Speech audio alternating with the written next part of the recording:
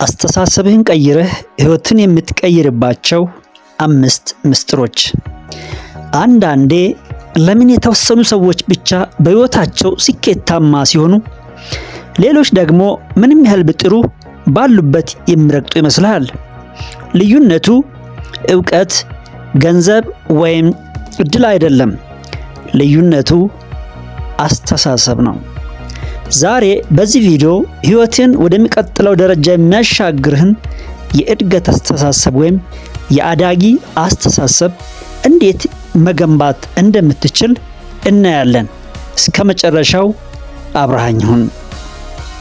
አንደኛ፣ ቋሚ አስተሳሰብ። ዶክተር ካሮል ዱዌክ እንደሚሉት በሰው ልጅ ተፈጥሮ ውስጥ 2 አይነት ሰዎች አሉ። የመጀመሪያዎቹ ቋሚ አስተሳሰብ ያላቸው ናቸው። እነዚህ ሰዎች ችሎታዬ ተፈጥሯዊ ነው፣ ሊቀነስም ሊጨምርም ወይም ሊቀንስም ሊጨምርም አልችልም፣ በቃ ይህ የኔ ባህሪ ነው ብለው ያምናሉ።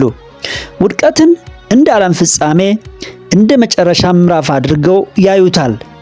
እኔ አልችልም፣ ይህ ለኔ አይሆንም ብለው ራሳቸውን ይገድባሉ። ችሎታቸውና አስተሳሰባቸው እንደማይቀየር ያምናሉ። በሌላ በኩል ደግሞ የእድገት አስተሳሰብ ወይም አዳጊ አስተሳሰብ ያላቸው ሰዎች አሉ። ለነሱ ማንኛውም ችሎታ በጥረትና በትምህርት ሊዳብር እንደሚችል የሚያምኑ ናቸው። ውድቀት ለነሱ ትምህርት እንጂ ሽንፈት አይደለም። አንተ በየትኛው ጎራ ነህ? ሁለተኛ፣ እንቅፋቶችን እንደ እድል ማየት። ህይወት ሁል ጊዜ አልጋ ባልጋ አይደለችም። ነገር ግን እንቅፋት ሲገጥምህ የምትሰጠው ምላሽ ማንነትህን ቁልጭ አድርጎ ያሳያል፣ መዳረሻህንም ይወስነዋል። የእድገት ወይም አዳጊ አስተሳሰብ ያለው ሰው ለምን ይህ በኔ ላይ ደረሰ አይልም። ይህ ነገር ለኔ ምን ሊያስተምረኝ መጣ ነው የሚለው። እያንዳንዱ ፈተና፣ እያንዳንዱ ውጣ ውረድ፣ እያንዳንዱ ወድቆ መነሳት አዲስ አቅም የምታወጣበት አጋጣሚ ነው። ሶስተኛ፣ የአዳጊ አስተሳሰብ ለውጥ ለማምጣት 3 ተግባራዊ እርምጃዎች። ሀ ቃላቶችን ቀይር። አልችልም ከማለት ይልቅ ገና አልለመድኩም በል። ገና የምትለው ቃል ትልቅ ተስፋ አላት። ለ ሂደቱን ውደድ። ውጤቱ ላይ ብቻ አታተኩር። በየቀኑ የምታደርገው ጥረትና የምታገኘው ዕውቀት ያርካህ። ሐመሮሃ ከሌሎች ተማር። ብልህ ሰው ከሰው ይማራል፣ ሞኝ ከራሱ ውድቀት ይማራል እንዲሉ ከሌሎች ለመማር እድሉን ተጠቀም። በሌሎች ስኬት ከመቅናት ይልቅ እንዴት ተሳካላቸው፣ እንዴትስ ውጤታማ ሆኑ ብለህ ተመራመርና ተነሳሽነትን ውሰድ። ማንኛውም ሰው መማር ይችላል። አዲስ ችሎታ ማግኘትን፣ ባህሪን መቀየርን፣ ገንዘብ አያያዝ፣ ንግግርን ማሻሻል ህይወትን ከዛሬ የተሻለ ማድረግ ይችላል። ጉዳዩ ችሎታ ብቻ አይደለም፣ ዛሬውኑ መጀመር ነው እንጂ። አራተኛ፣ መማርን አታቁም። መጽሐፍትን አንብብ፣ አዲስ ነገር ተማር። ዕውቀት የእድገት ነዳጅ ነው።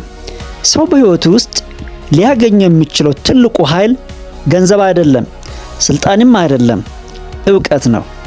ዕውቀት ደግሞ በመማር ይገኛል። ስለዚህ መማርን አታቁም። ብዙ ሰዎች ትምህርት ጨርሰው ዲግሪያቸውን ወይም ማስተርሳቸውን ወስደው ከተመረቁ በኋላ መማርን እንዳበቃ ያስባሉ።